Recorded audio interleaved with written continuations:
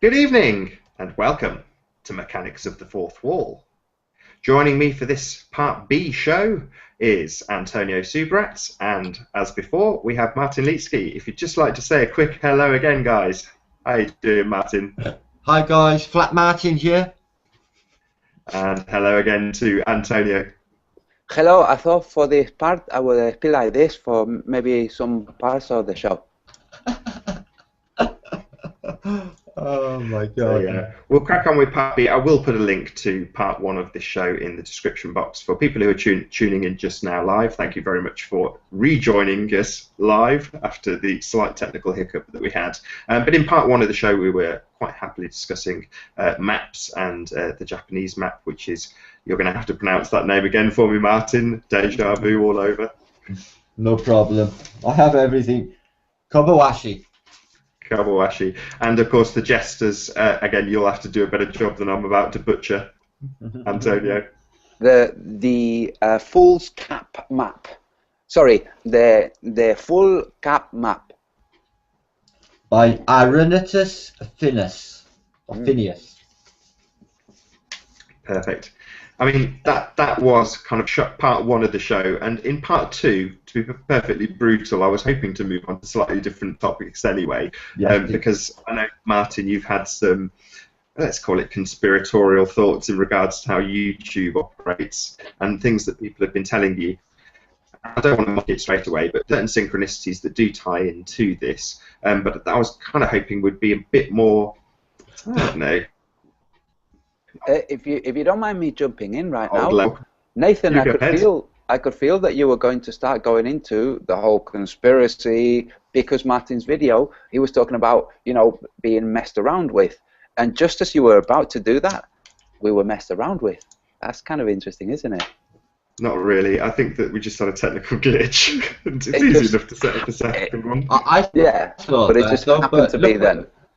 Look at my show with when I had a live event with Mark Sargent as my guest, right? I run the first show. Now, there's no reason why it should time out, okay? I know how Google Hangouts work. And the first show timed out after like 10 minutes. I set up next show. And then Robin Poe and Funkit Word is on there. We do a couple of minutes. It crashes again. Time out, it says. Now, you know, I left it infinite, not no finishing time. I know how it works. And then the third time, it stayed on. Now, I could just presume that, okay, it's just one of those things, a glitch, whatever. But 3 times, and I kind of thinking, because, you know, high-profile guests, and that is just, I don't know. I feel like, oh, they're just cutting me off. They're just stopping me talking or stopping us talking. I may be I wrong. don't think so. I had all sorts of technical difficulties with Math Powerland. Did you? And ultimately, yeah, definitely. We did a 3.5-hour show, and I think it was 3 Yeah, I know. I hours. loved that. That show was brilliant. Show that was. I mean, you tuned in live, but most people who look at the re-upload of that show, when it was processed, it ended up being 55 minutes. And immediately I had to sort of say to Math Powerland, you know, I haven't got a backup copy of it. I just let it go out live, and normally it processes happily. But while we were doing it, there was various technical issues, some of which Math did actually get onto the show that people can still watch, where he talks about his mouse going wrong. JLB jumped on it and said, you know, he feels. Sorry, you go ahead, Martin. No, I just said I agree. I seen, yeah. But I don't think that's anything conspiratorial. I don't think Math or myself in that particular instance were being persecuted and therefore having their hangout messed around with. I just think it was a technical issue. And after a bit of investigation, it turned out there was loads of random YouTubers on a couple of days that had their, you know, the hangouts go wrong. And what we've experienced today is just one of those things. These things are not infallible. Is that the right word?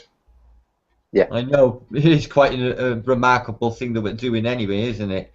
You know. Yeah, I remember a comedian doing a good sketch on it, and he was talking about the day somebody gets Wi-Fi for the first time, and they plug up the Wi-Fi, they connect their first mobile device to it, and they're amazed. It's just the most angelic moment that they've got Wi-Fi. 15 minutes later, the thing disconnects, and it's an absolute outrage. Oh, we're living in a third world here. Yeah, I know. The third world. Yeah, they do, don't they? No internet. What's this? The third bloody world? Yeah, no. It's crazy, isn't it? I tell you what. Use your internet for 10 seconds. It's a disgrace. You know how? Oh, it's terrible. You know how people who watch television, that's part of their programming. They watch television. They get back from school or from work and they watch television. And we're kind of the same, but we engage with the internet. And when we lose the internet, it's like, oh, if it's something that can't be fixed immediately over a phone call to your internet provider, and we have a period of days without a computer, Martin, like you just had, Hell. it's like you wake up to the world of books. It's like, oh, books. I forgot about books. You know. No, I read anything. I know. But for a lot of people out there, it's like, oh, what now?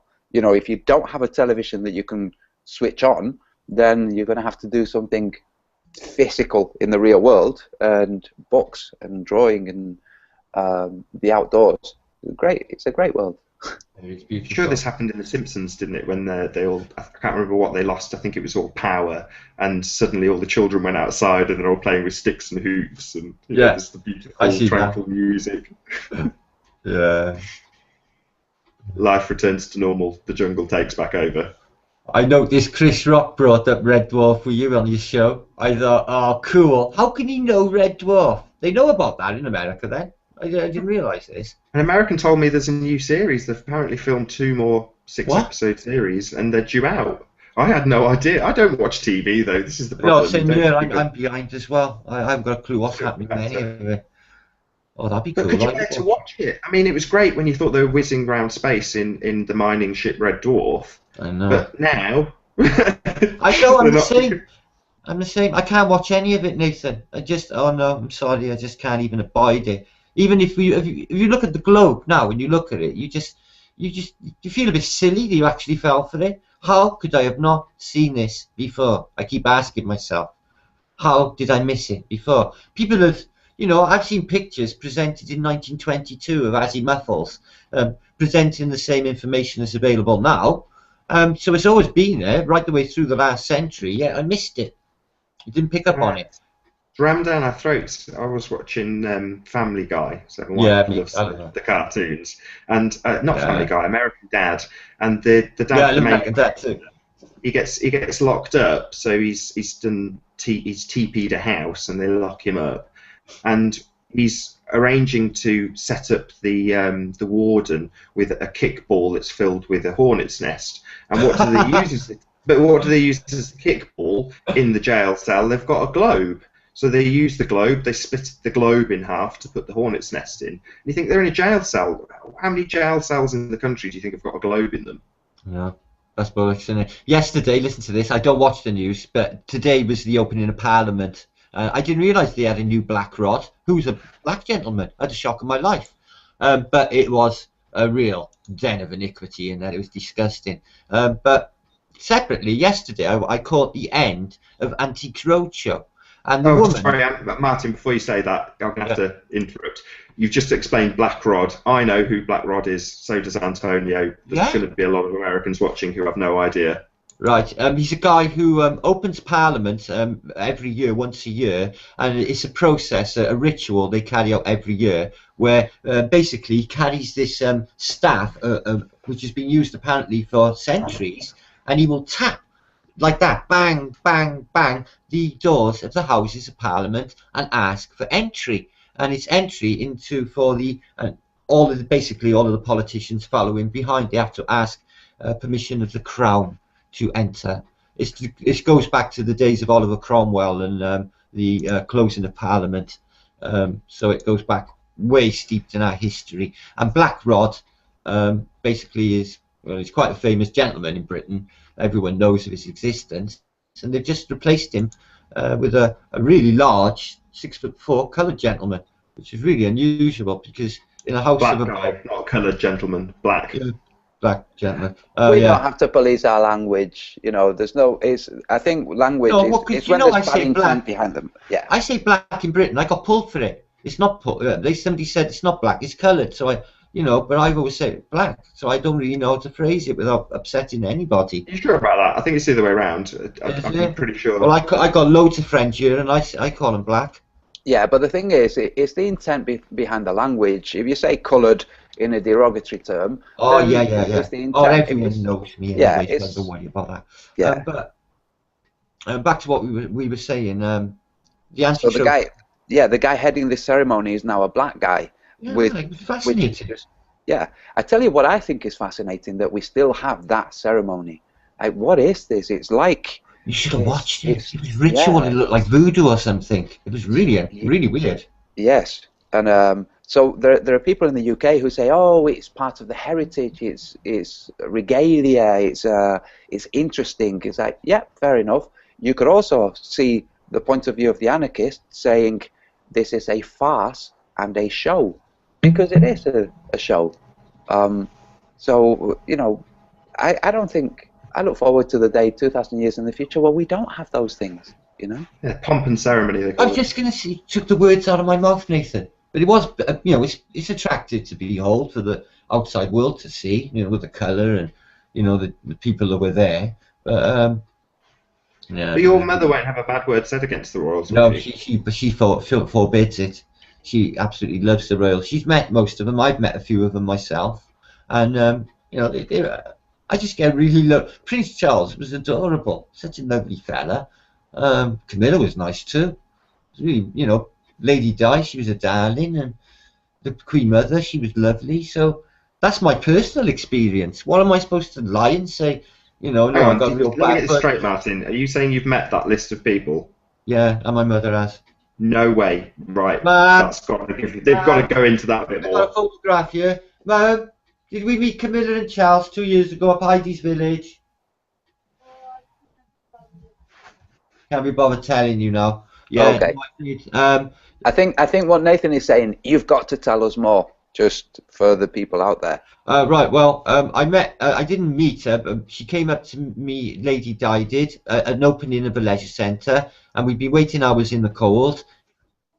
She came up, she stroked my little niece's face, and she said to me, "Has she been waiting long?" I said, "Yeah, hours in the cold." She said, "Oh, God love her," and walked on and smiled at me. So that's when I met Lady Di.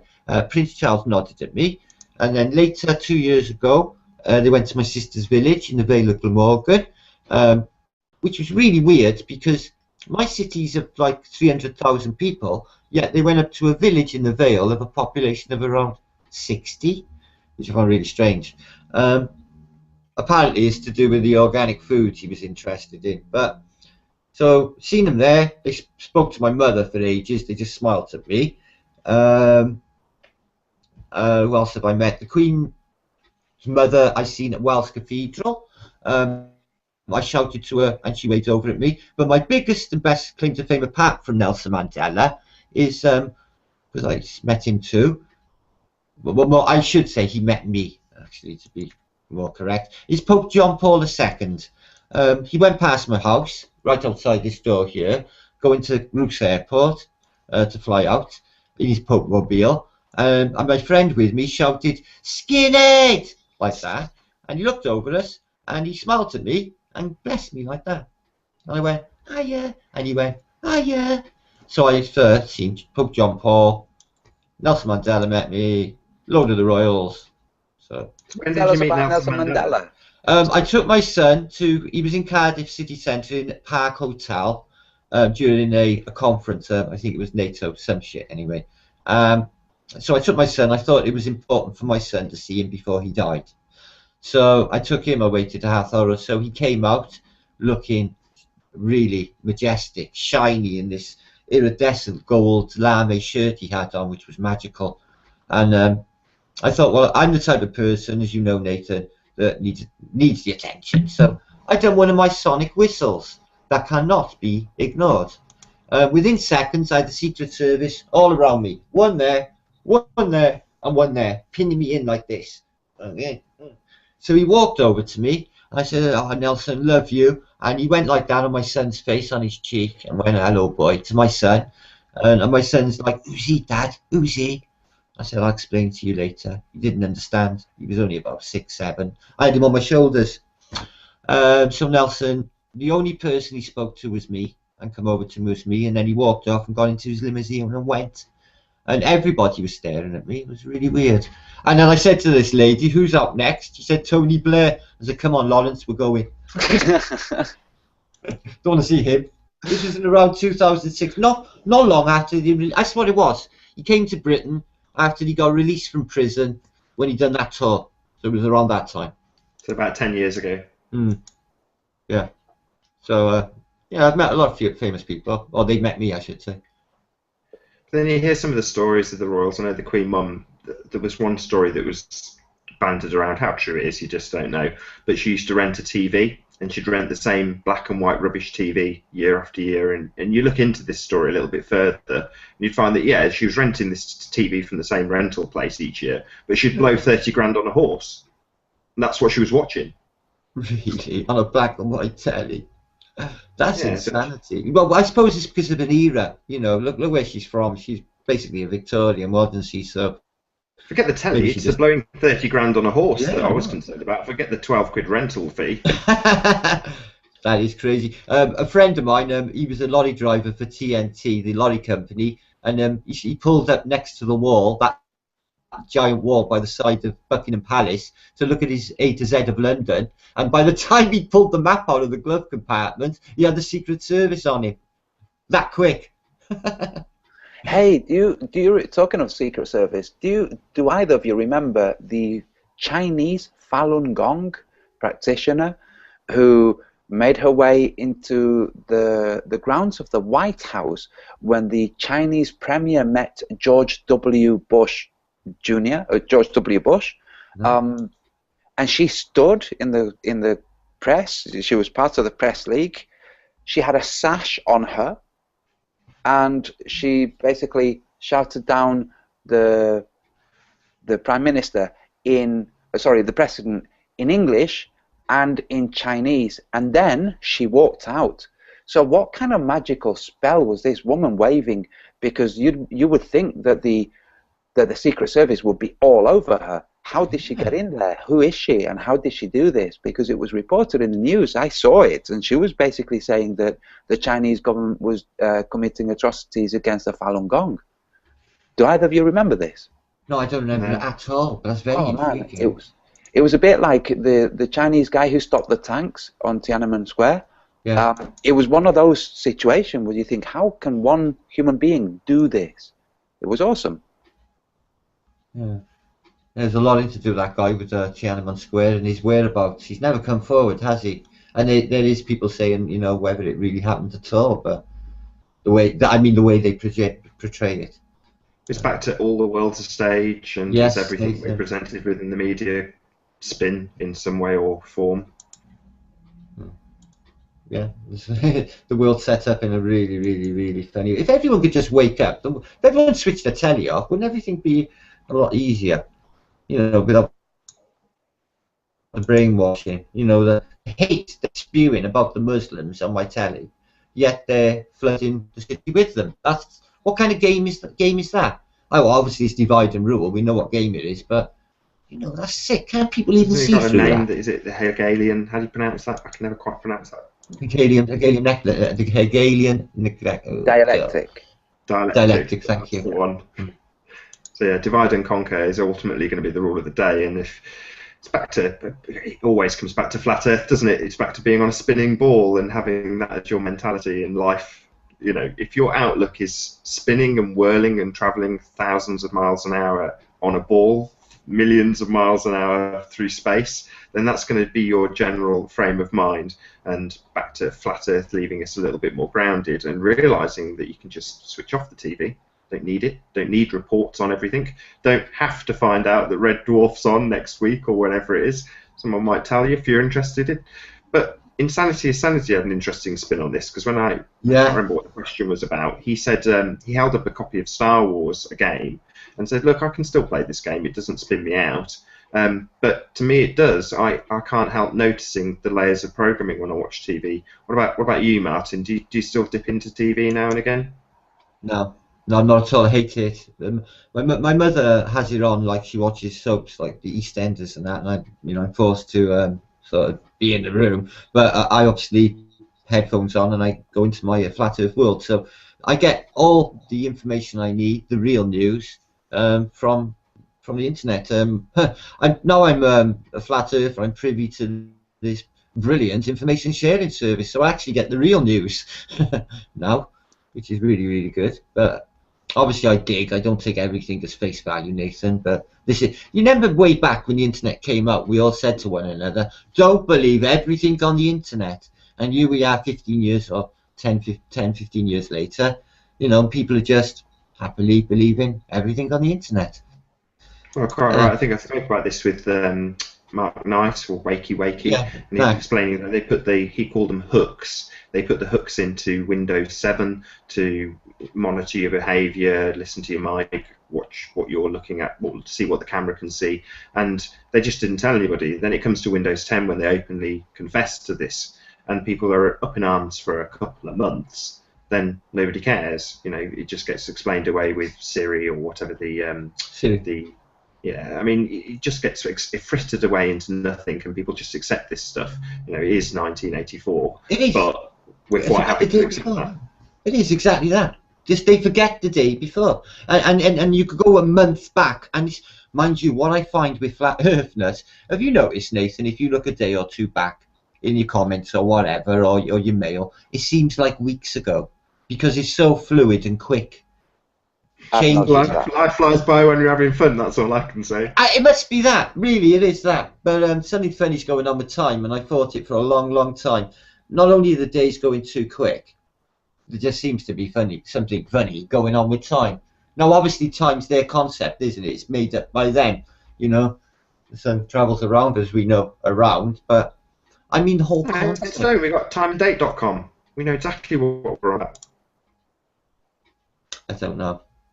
I just feel there's something up with time. It doesn't. I know the internal clock interprets time differently. When you're having a great time, things fly by, time flies by, and if you're in a doctor's waiting room, you know, it's an eternity, it sucks. So you've got this internal clock, haven't you, a time clock that perceives time. Well, ours is all buggered at the moment. I mean, without being rude about it, we were talking about this last night, weren't we? When we were discussing this very show, we were talking about the fact that most of us, would you say we're all insomniacs on this panel? I don't go to bed. I went at 5 this morning. I can't. Not that I didn't want to sleep, and because I'm addicted to FE, but I just can't sleep. I got so many questions, and something will just come to mind. And you know, I have so many links coming in constant, and it sends me down this rabbit hole or that rabbit hole, and actually detracts me. And then I try to get back to where I was initially. Oh, it's difficult. But I got so much. I've got so many different things happening. It's incredible. I'm so lucky. Do you know what I think? Sorry, go on, Antonio. I was going to say, what I think it is, not so much insomnia, it's the interest. And the time going faster, like you said, Martin, if you're waiting for the doctors, it drags an eternity. But because we're so interested in what we're doing, it goes fast. Now, in the book Catch-22, one of the characters is afraid that he's going to die on the next mission. And what he does is he climbs a tree to try to make himself as bored as possible, so that life will seem longer to him. And he explains this to Yossarian when he sees him up on the tree. So when you're bored, when life is tedious, it drags. And when you're really enjoying it, when you're really interested, it goes faster. And I think is our consciousness, when our consciousness is engrossed in something, it stops measuring time so clearly. It happens to me every single time I'm doing a painting. If I have anything that I must do by a time, I have to set myself an alarm clock, because I know I will not be able to keep track of time. I won't be able to look at my watch. I will forget, so my alarm goes off to remind me. And it's when you're engrossed, it's your consciousness. When you're focused on something, if you're focused on something you're enjoying, then time goes faster. If you're focused on pain, if you're in pain and you're focusing on that pain, the pain gets worse and time really slows down too. So there are certain elements, I think it's when it's something that fascinates you, that time will just go fast, and the flat earth and everything that's going on is fascinating. That's what makes TV more entertaining for me. I mean, back when I first started making videos, the TV would come on and I'd just see a globe or see something that was globe programming, and rather than actually wanting to watch the show, I'd want to communicate that to people, and I'd engulf my time with making that video, and that's where the time would disappear. And I'd say to people, it takes 30 seconds to make a YouTube video. Then you go back and actually assess how long it's took you, and it isn't 30 seconds. No, as if and the concept, and getting it out there as well, in your way, it's all thought, and that's exhausting in itself, Nathan, isn't it? Yeah, along with the, possibly paranoia. I don't want to belittle your thoughts on back to YouTube, but people get kind of caught up in We do. their own affairs and assume that there's something nefarious going on when often there's Yeah. just cogs that don't quite work properly, and those cogs not functioning properly doesn't necessarily mean that you're being targeted. No, I know. It's what it is with me, Nathan. It's because like flat Earth British and that. I suppose I do get a bit paranoid, but I'm not like, somebody said to me the other day, Martin, you smoke too much, you're getting paranoid. Well, I'm not at that age where I get paranoid anymore. It's just, I'm just on my guard, brother. That's all. You got to be, haven't you? Well, Just in case. understandably, I mean, we're in a position where I made a video log about this today or yesterday about people who are faceless trolls in this arena. I know. And when they're people who are banging the standard drum, they're just saying there's nothing to see here. Everything's okay. It's all correct. Yeah. Those people have got no reason to hide. And we, by contrast, have got every reason to hide. We're banging what some might consider a very strange drum, and we're not hiding. Especially on this panel, we've all got our real names being used. None of us are hiding anything.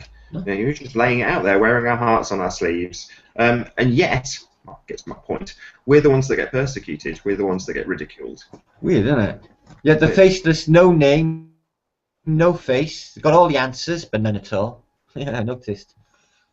I was going to link this into the kind of concept behind the faceless jester with the Makeda projection on his that drawing, because it does link quite nicely in certain elements to how it was certainly described to me on the video. You did give the a plug to the videographer who brought that map to certainly my attention. What was her name again?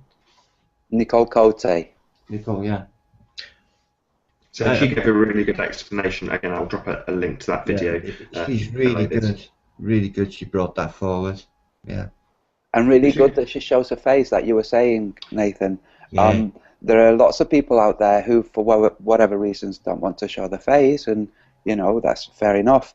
But the people who do show their face, the minute you show your face, there's like a focus of trolls on you. But they go away. Once they last a while, and then they move on to the next new face. Noticed. And then they go away. I think most people who are happy to show the face, or who don't care about showing the face, they're the kind of people that are just going to shrug it off, because that's what we have to do. We have to shrug it off. It's a response. Are they paid? Are they doing it off their own volition? Is it an organized thing? Who cares? It's not important. I know what it important is. Go on. It's a spiritual battle, brother. Yeah, well, there is that. I'm telling you what, I can't emphasize how profound some of the battles that I have with these people are. They're like life-changing. They really affect me. And here is just some of the arguments or debates or discussions I have to have. But these are people, remember, with real feelings, and I'm a person with real feelings too. And it is. This is something I was hoping to address, actually, and I've been asked so many times, where do you see this going in 6 months? Where do you see this in 2 years? Where do you see this in 100 years?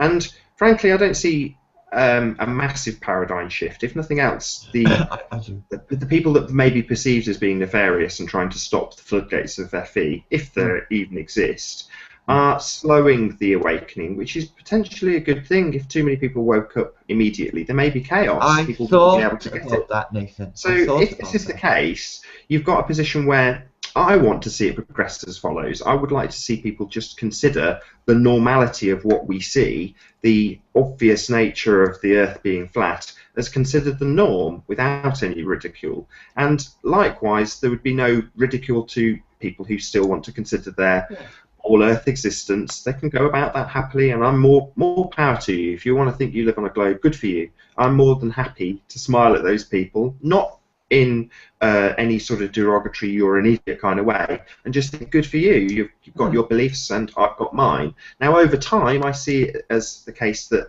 people will accept the the flat Earth normality versus the stupidity of heliocentrism, and eventually people will probably ridicule the people who think that they live on a ball because of its stupid nature. And David Weiss said this really well when he was, in jest, saying that when people look at his the Earth is flat T-shirt and say, what? The Earth is flat? Well, he can turn around and say, yeah, obviously.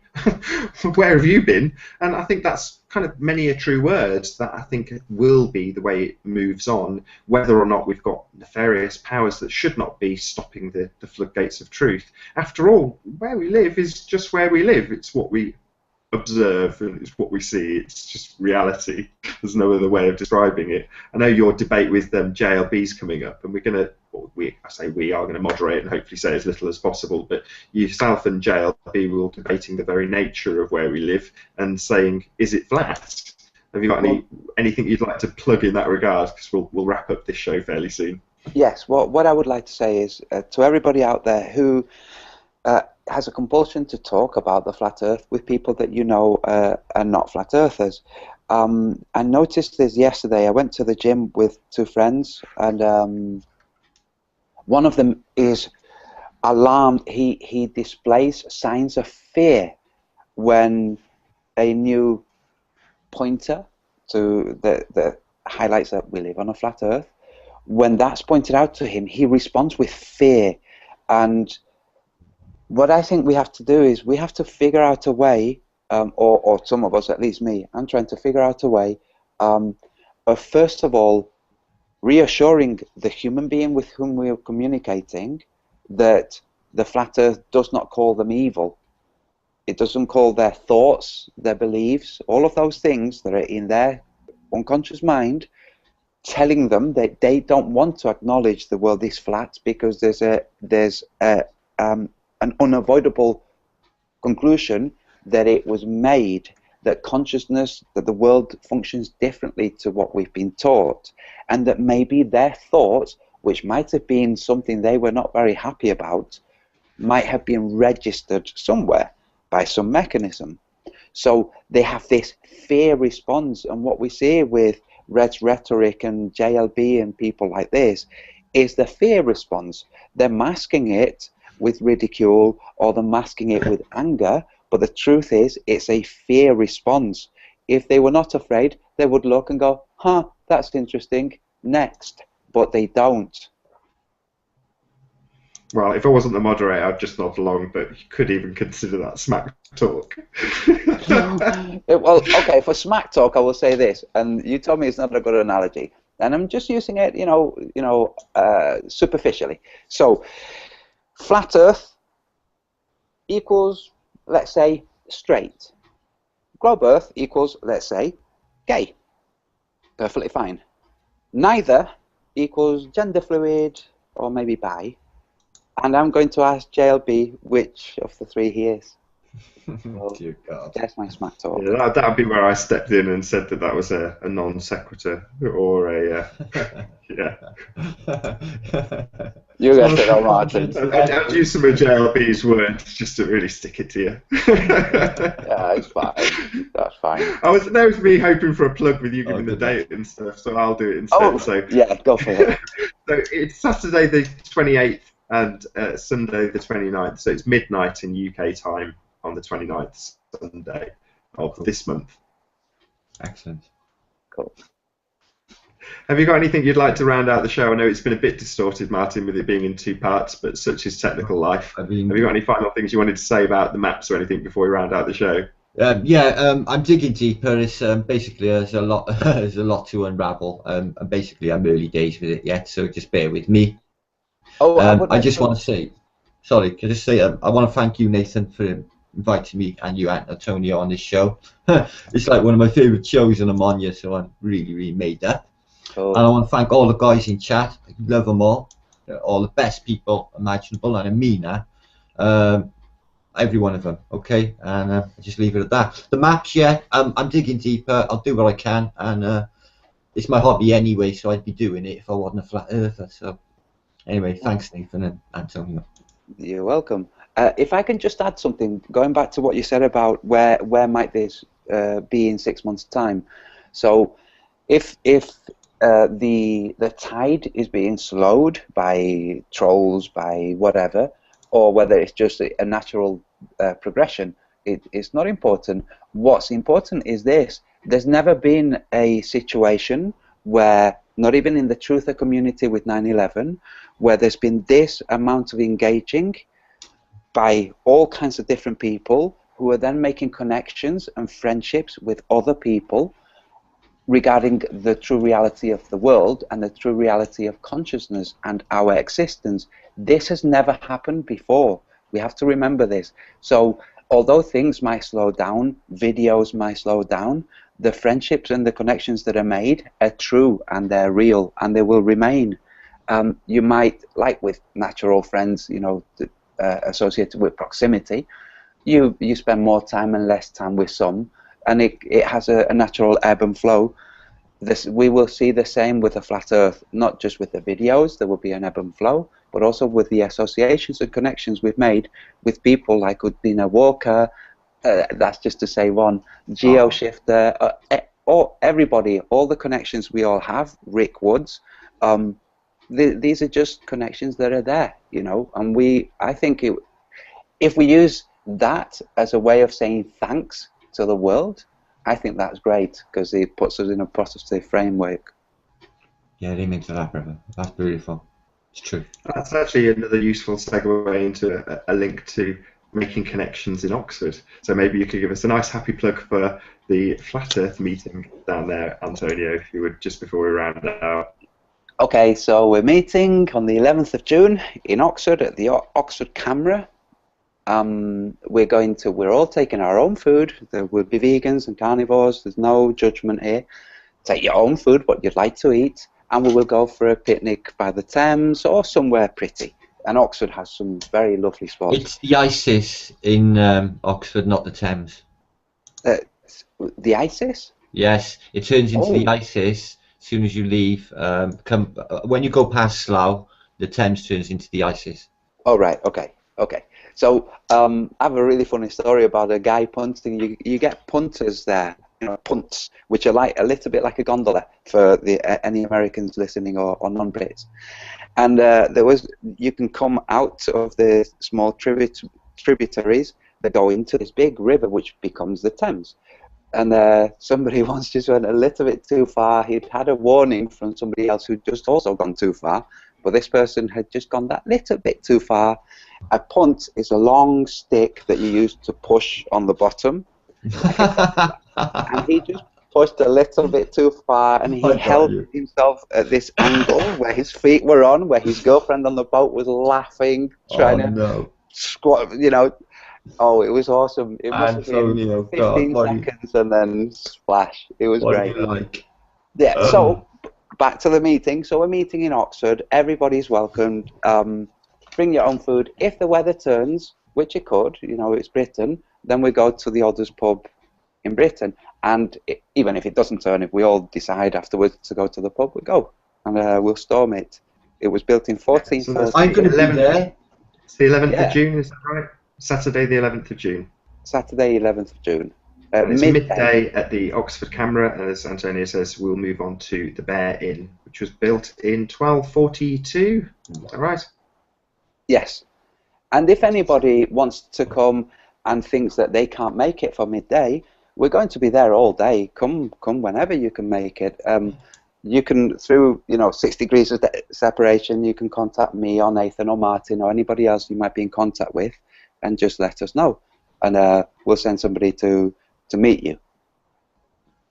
Yeah. Superb.